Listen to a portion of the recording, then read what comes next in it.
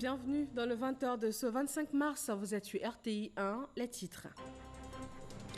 L'état d'urgence a été déclaré en Côte d'Ivoire et il en découle de nombreuses mesures. La dernière en date concerne l'isolement de la ville d'Abidjan du reste du pays à compter de demain jeudi minuit. Mais les déplacements de personnes à l'intérieur d'Abidjan restent encore possibles. Le couvre-feu de 21h à 5h du matin, une autre mesure entrée en vigueur dans la nuit d'hier. Abidjan, comme dans les villes de l'intérieur, les forces de défense et de sécurité ont veillé au strict respect de cette mesure de prévention.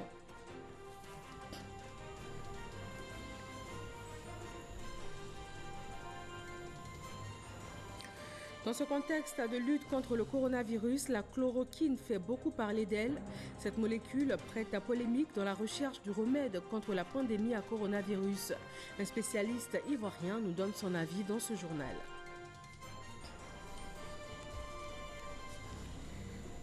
Et puis, le Mali a enregistré aujourd'hui ses 2 premiers cas de coronavirus. Il s'agit de 2 Maliens rentrés de France à la mi-mars.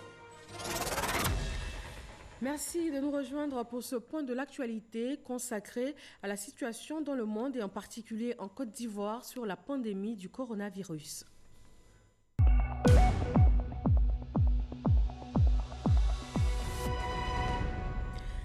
Nous retrouvons tout de suite le ministre de la Santé et de l'Hygiène publique, le docteur Eugène Akaawele, nous fait le dernier point de la situation en Côte d'Ivoire au micro de Sephora Zegui.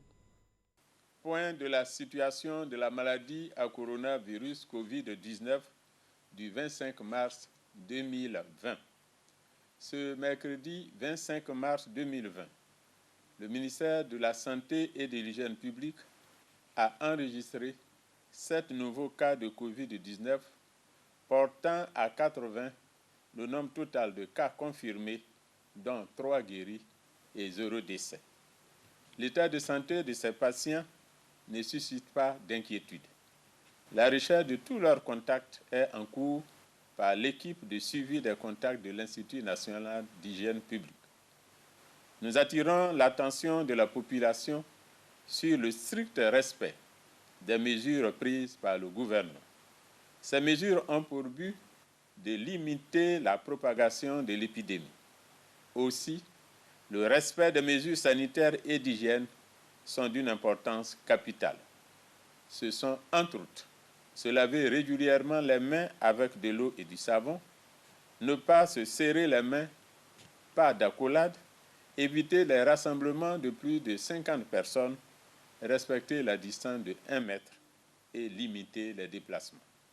En cas de fièvre, de toux, de courbature et ou de difficultés respiratoires, vous êtes priés de contacter d'urgence les numéros gratuits suivants 143, 101 et 125. Nous en appelons au civisme et au comportement responsable de tous pour lutter efficacement contre cette pandémie. Dans le monde, on compte aujourd'hui 375 498 cas confirmés, 16 362 décès dans 195 pays ou territoires touchés.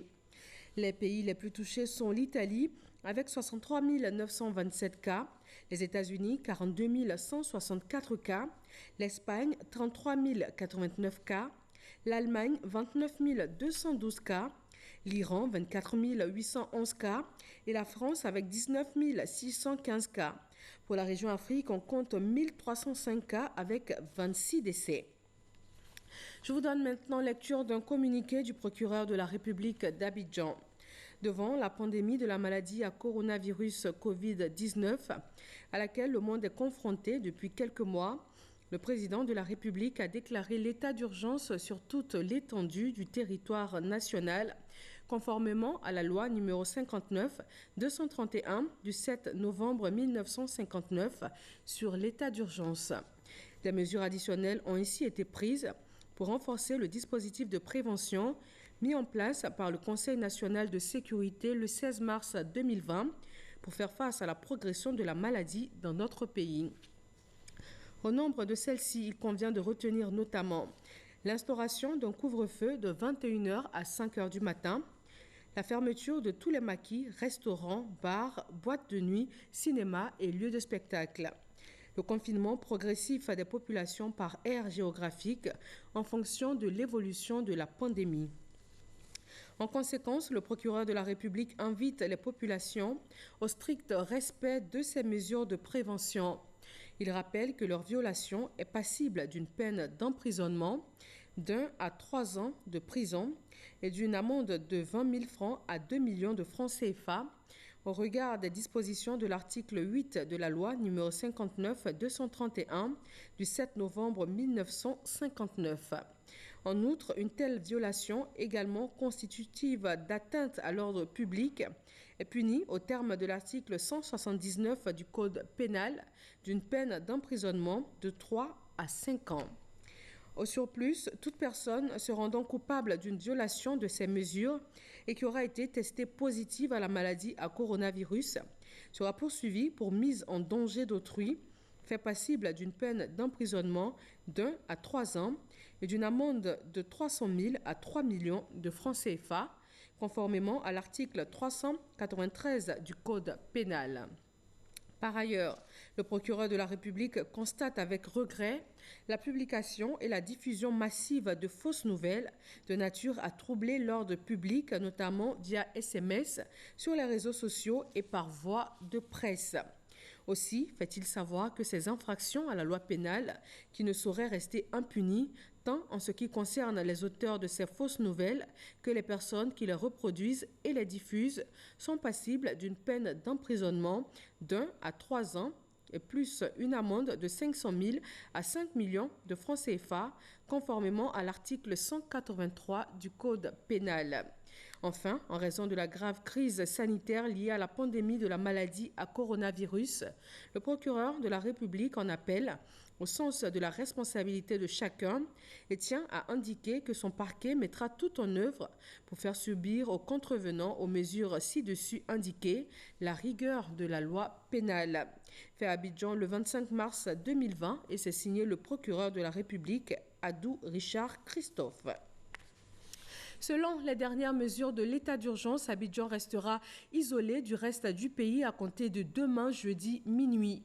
Pour autant, les déplacements de personnes à l'intérieur de la capitale économique restent encore possibles. L'annonce a été faite ce mercredi par le ministre de la Sécurité, Mahama Traoré. Exercice médiatique quasi quotidien pour le gouvernement en cette période de crise sanitaire. Ce mercredi, il était question pour les ministres de la Sécurité, de la Santé et de la Communication d'entretenir les médias sur les dernières mesures arrêtées dans le cadre de l'application de l'état d'urgence. Entre Abidjan et l'intérieur du pays, les villes de l'intérieur du pays, la circulation va être interdite. Et ce, à partir de demain, jeudi 26 mars 2020 à minuit. Plus de circulation en théorie entre Abidjan et les villes de l'intérieur du pays. Mais les dérogations seront accordées parce qu'il faut que la vie continue, il faut qu'Abidjan soit approvisionné, il faut que l'intérieur du pays aussi soit approvisionné. Pour l'instant, il n'y a pas de restrictions entre les communes d'Abidjan. Seul le district d'Abidjan est concerné par cette mesure d'isolement. Au niveau sanitaire, le ministre Eugène Akaouele annonce le renforcement du plateau technique. L'Institut Pasteur ne sera plus la seule structure de diagnostic du Covid-19. Quant à la prise en charge, la capacité d'accueil sera accrue. Il s'agit pour le ministère de la Santé et de l'Hygiène publique de renforcer la capacité des laboratoires dépendants directement du ministère de la Santé et de l'Hygiène publique. Je vais vous dire que nous avons par exemple un laboratoire à Trècheville qui pourra faire demain ces tests, que même à l'intérieur vous avez un laboratoire au CHU Boaké également qui peut faire. Donc il s'agit de renforcer les capacités d'au moins 5 laboratoires publics qui vont avoir leur capacité renforcée. Les sites sont en train d'être aménagés pour que le service des maladies infectieuses et tropicales de Trècheville ne soit pas le seul service dédié au traitement du Covid-19. Nous avons à Abidjan à peu près 5 sites et il y en a à l'intérieur, notamment différentes frontières Donc ces sites sont en train d'être aménagés par des préfabriqués conteneurs, ça va aller très vite. Le ministre de la Santé n'exclut pas un traitement des malades à la chloroquine. Nous avons, avec nos experts, décidé de faire venir donc des échantillons de tout ce qui a été tenté ailleurs, qui a fait plus ou moins ses effets, et de les rendre disponibles pour les cas où cela sera nécessaire. En plus du 101 et du 143, un nouveau numéro d'urgence est activé. Il s'agit du 125. Le nombre d'appels pourra ainsi passer de 3 000 à 6 000 par jour. Le ministre de la Santé vient de l'évoquer. C'est un traitement qui n'est pas exclu en Côte d'Ivoire. Mais la chloroquine est aujourd'hui une molécule polémique dans la recherche du remède contre la pandémie à coronavirus. En Europe notamment, les avis sont partagés. Ici en Côte d'Ivoire, nous avons rencontré un pharmacien galéniste, maître de conférences agrégé en pharmacie, pour avoir son avis sur la question. Noël Niagno. La chloroquine. Voici bientôt plus de 72 heures que cette molécule est au cœur d'une polémique entre scientifiques et hommes des médias en France. Cela dans le cadre de la recherche de solutions pour venir à bout de la pandémie de la maladie à coronavirus. Nous sommes allés à la rencontre d'un pharmacien galénique ici à Abidjan, Armand Angéli Kofi, professeur agrégé de pharmacie. Première certitude retenue, la chloroquine est un antipaludéen qui a fait son temps. Aujourd'hui, il n'est plus prescrit pour 2 raisons. Nous avons le Plasmodium falciparum, qui est le principal parasite responsable du paludisme et qui est résistant à la chloroquine. Donc la chloroquine ne prévenait plus le paludisme. Mais la deuxième raison sont les effets secondaires. Les effets secondaires qui sont les démangeaisons, donc beaucoup de démangeaisons et surtout des réactions allergiques qui n'étaient pas supportables par les patients. Donc c'est une molécule qui est connue, qui est une molécule qui a été longtemps utilisée. Deuxième certitude, des scientifiques émérites de par le monde l'ont éprouvé. Nous pensons qu'au regard des résultats qui ont été obtenus en Chine, au regard de certains résultats présentés par des collègues sur de France, on ne peut pas dire que ce produit n'est pas efficace. Maintenant, il y a des travaux, des travaux cliniques qui actuellement ont été autorisés. Certains travaux, donc des stades 1 et des stades 2, pour essayer sur un nombre plus élevé de patients, pour démontrer effectivement avec certitude cette efficacité. Conclusion, la chloroquine est une opportunité contre la maladie à coronavirus à condition d'être administrée sous contrôle médical. Nous sommes dans une situation de crise et nous avons des patients qui souffrent de ce coronavirus, et sachant que l'un des problèmes de ce virus est qu'il déstructure toute la sphère pulmonaire. Face à cela, il y a un certain nombre de résultats sur l'hydroxychloroquine. Nous ne pouvons pas ne pas dire aux patients de ne pas l'utiliser. Donc nous conseillons aux patients de l'utiliser si c'est disponible. Maintenant, le problème de l'hydroxychloroquine, ce sont les effets secondaires. Donc il faudrait que l'hydroxychloroquine soit prise sous prescription médicale. Cela veut dire que les doses doivent être maîtrisées, les doses doivent être adaptées et donc au patient en termes de son âge, et puis le patient doit être suivi pour régler le problème d'effets secondaires et pour faire face à tous les effets secondaires qu'on pourrait constater sur le patient. Durant cet entretien, une interrogation a traversé notre esprit. Que peuvent faire les scientifiques ivoiriens du domaine face à cette pandémie? Comme l'ont fait les Chinois, à un certain moment de la crise, ils ont réuni un certain nombre de scientifiques. Ils ont créé un comité de scientifiques, de sachants, qui ont proposé un certain nombre de solutions. On pourrait copier sur les Chinois, parce que chacun à son niveau a un certain nombre de propositions à faire, des propositions concrètes en termes de substances. Moi, je suis pharmacien galéniste, donc je mets au point des formulations, mais il y a des botanistes, il y a des spécialistes des matières médicales, il y a des pharmacologues qui ont un certain nombre de connaissances sur des plantes. Donc nous suggérons que effectivement le ministère de la Santé, le ministère pourrait lancer un appel pour emmener à créer un groupe de scientifiques pour réfléchir sur un certain nombre de remèdes, même les tradipraticiens, à mettre ensemble pour que dans un laps de temps assez court, qu'on puisse évaluer un certain nombre de plantes qui sont supposées avoir des actions sur les virus. Une piste à explorer pour apporter sa pierre à l'édification d'un nouveau monde après la survenue de cette pandémie. Le monde entier à la recherche de remèdes contre le coronavirus. Mais en attendant, des mesures palliatives sont trouvées, notamment un couvre-feu qui a été instauré sur l'ensemble du territoire ivoirien. Il a pris effet hier soir. Dans le district d'Abidjan, les forces de sécurité et de défense ont été déployées pour veiller au respect de la mesure.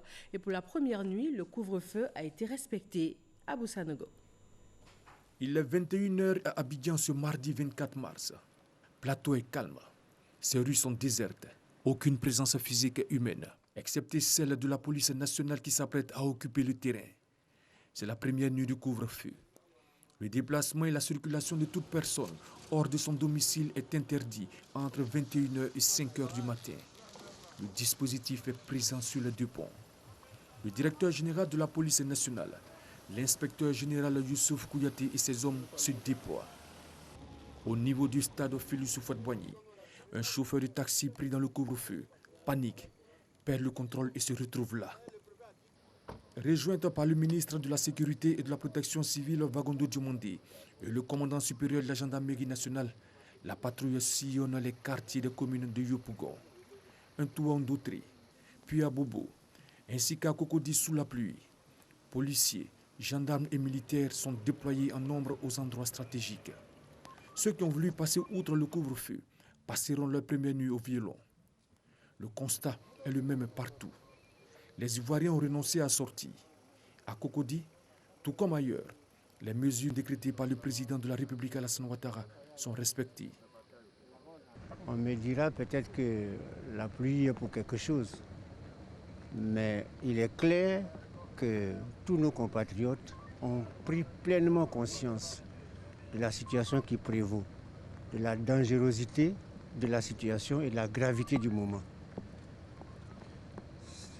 Il faut qu'ensemble, nous faisons en sorte que toutes les mesures qui ont été prises par le gouvernement soient respectées. Des mesures seront prises pour des personnes qui travaillent après l'heure du couvre-feu. Des cas ponctuels de certains fonctionnaires qui, dans le cadre de leur activité, se retrouvent dehors à l'heure ainsi. Toutes les dispositions sont prises pour faire face à ces situations d'urgence. Tous ceux qui ont des cas de détresse à domicile et qui nécessitent une assistance, les numéros verts sont mis à disposition. L'équipe de veille est au travail. Les patrouilles se multiplient pour amener les populations au respect du couvre-feu. À plus de 340 km d'Abidjan, même réalité en cette première nuit de couvre-feu. À Boaké, les forces de défense et de sécurité ont sillonné les rues pour vérifier le respect du couvre-feu. Kadia Sogodogo.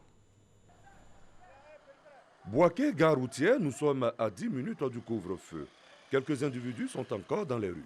On se précipite pour trouver un moyen pour rentrer à la maison. Il y a couvre-feu. Je suis pressé pour rentrer. Je n'ai pas taxi, c'est sûr. 21h, préfecture de police. Le dispositif sécuritaire se met en place.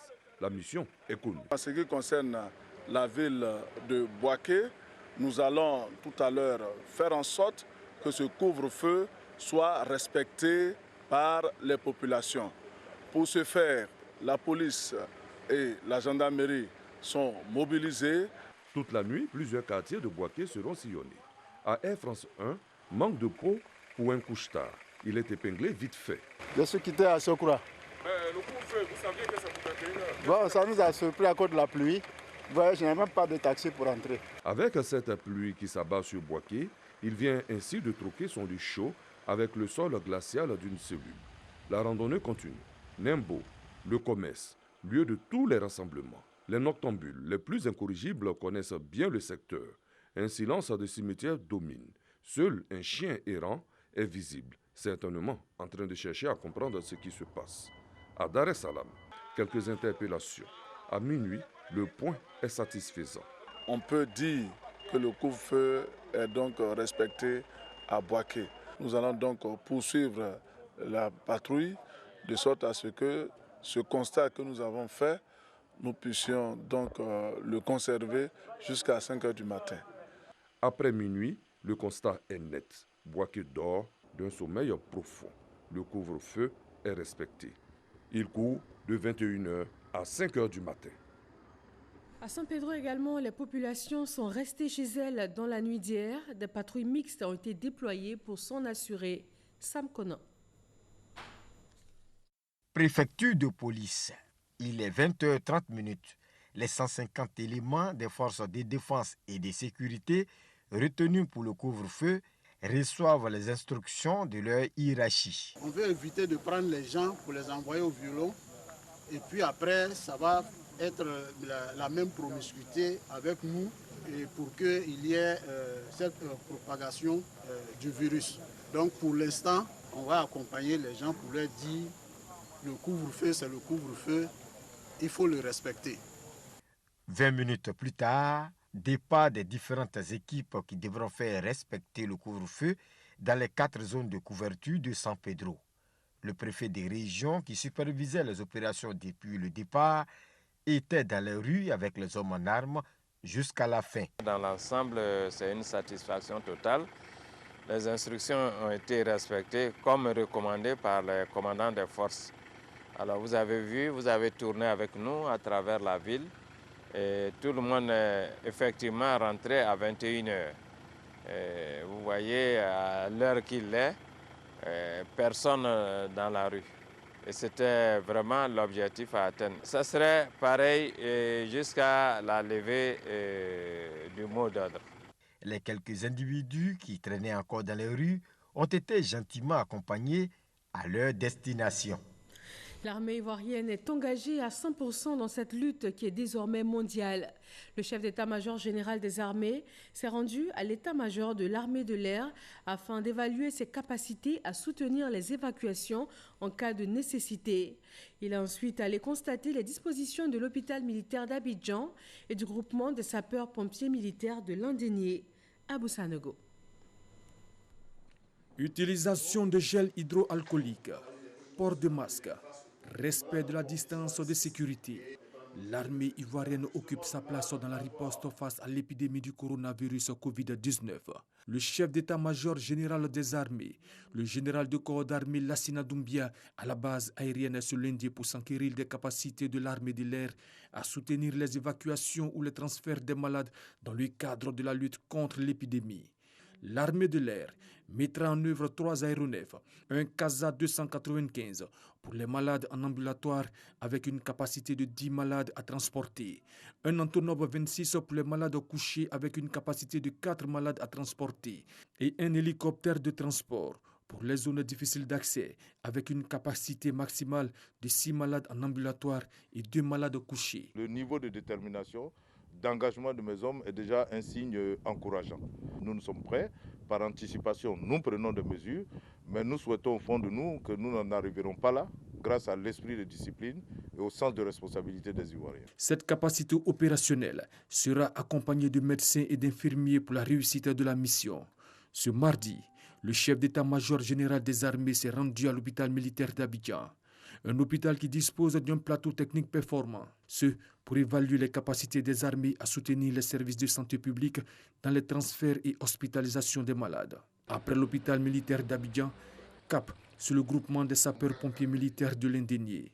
Dans la gestion de la crise sanitaire du coronavirus, le groupement des sapeurs-pompiers militaires de Landénié est, selon son chef de corps, en mesure d'apporter un appui en vecteur de transport sanitaire terrestre et dans la prise en charge préhospitalière des victimes tout en continuant ses missions traditionnelles. Je voudrais rassurer les populations ivoiriennes que nous ferons en sorte de veiller à l'application des mesures de protection qui ont été édictées par son Excellence, Monsieur le Président de la République, chef suprême des armées. Il y a quelques besoins matériels qui ont été exprimés. Et je me ferai fort de rendre compte à mon mandant, Monsieur le ministre d'État, ministre de la Défense, des constats faits et des besoins qui ont été exprimés par mes hommes. Le groupement des sapeurs-pompiers militaires dispose à cet effet de capacités humaines et matérielles qui lui permettront d'appuyer les entités civiles engagées, notamment le SAMU et l'Institut national de l'hygiène publique. L'armée ivoirienne invite par ailleurs les populations au respect des dispositions prises par le gouvernement. L'Assemblée nationale de Côte d'Ivoire a décidé de dégager 5% des indemnités du mois de mars pour soutenir les actions gouvernementales de lutte contre le coronavirus. Le président de l'Assemblée nationale a remis cette contribution des députés au ministre de la Santé, Franck Ouadio. L'hémicycle joue sa partition dans l'effort national engagé contre la pandémie du coronavirus Covid-19. Un chèque alors remis au ministre de la Santé et de l'Hygiène publique, Eugène Aka Awolé, par le président de l'Assemblée nationale, Amadou Soumaoro. C'est un agréable devoir pour moi de vous remettre, monsieur le ministre, un chèque de 30 millions de francs CFA en guise de contribution nationale de lutte contre la propagation du coronavirus dans notre pays. À travers ce geste, les députés ont à cœur de soutenir le gouvernement dans ses efforts visant à préserver les vies des populations. C'est avec le marteau de la solidarité que nous réussirons à briser la chaîne de contamination du virus. Amadou Soumaoro qui a réaffirmé la volonté des députés de participer à l'élan de sensibilisation des citoyens à travers le pays. Le sens de ce don qui constitue 5% de leur indemnité du mois de mars. Monsieur le Président, je puis vous assurer que votre contribution sera mise à profit pour la mise en œuvre effective du décret portant plan national de riposte contre le coronavirus Covid-19. Je continuerai de solliciter votre concours, Excellence, Monsieur le Président de l'Assemblée nationale, pour nos besoins futurs nécessaires à l'optimisation de notre plan national de développement sanitaire. Achat de kits sanitaires, prise en charge de malades, les besoins sont énormes. Pour rappel, notons que plus de 421 000 cas de coronavirus sont enregistrés dans le monde pour 108 375 guérisons et 18 804 décès. Ce journal se poursuit avec un communiqué du ministère de la Fonction publique. En application des mesures arrêtées par le Conseil national de sécurité dans le cadre de la lutte contre le coronavirus Covid-19 et à la suite du message à la nation du chef de l'État le 23 mars 2020, les dispositions suivantes sont arrêtées dans l'administration publique. Les horaires de travail sont aménagés comme suit. De 8h à 14h sans interruption. Pendant toute la durée de la crise du coronavirus, les services doivent être organisés pour tenir compte des mesures sanitaires. Il est prescrit le travail par roulement dans les services avec le système de la double vacation. Chaque ministère reste responsable de la bonne organisation et de la continuité du service public dans son secteur d'activité. Le ministère de la Fonction publique a aussi décidé de la création d'une brigade de sensibilisation et la promission de faire appliquer les mesures arrêtées par le Conseil national de sécurité. Grâce Kando. Une brigade de sensibilisation et de lutte contre la propagation du Covid-19 mise en place au ministère de la Fonction publique. C'est une brigade composée de 25 agents. Les agents sont constitués des agents de la DRH où nous avons un service social, mais également des agents du centre médical. Les différents agents veillent au respect strict des mesures. Après chaque journée, il y a un débriefing qui est fait pour voir les faiblesses et le renforcement du dispositif qui est mis en place. Cette brigade vient renforcer le dispositif sanitaire existant déjà. Il s'agit du lavage des mains, du respect d'1 mètre entre les personnes, l'installation de gel hydroalcoolique dans les différents services et pas plus de 3 personnes dans l'ascenseur. J'ai fait le constat de ce dispositif qui est mis en place et je pense que c'est un dispositif qui est vraiment de rigueur pour la lutte contre le coronavirus. Il y a une brigade qui a été mise en place, qui nous oriente pour tout ce qu'on a à faire. Et vraiment, c'est vraiment innovant.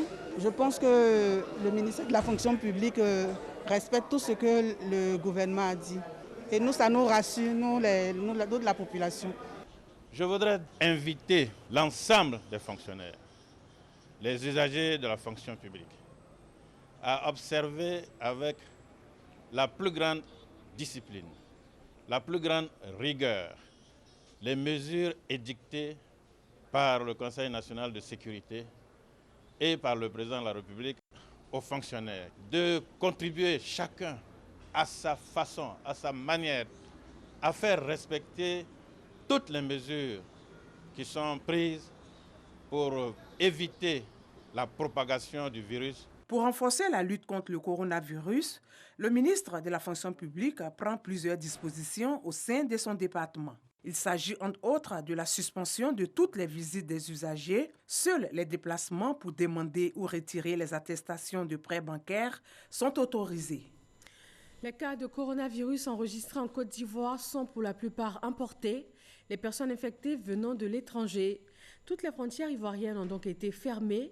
FBOE s'est rendu aux frontières Côte d'Ivoire-Guinée et Côte d'Ivoire-Libéria dans les départements de Danané, zone ouest de la Côte d'Ivoire. Son compte rendu. Blapleu, frontière ivoiro-guinéenne à 48 km de Danané.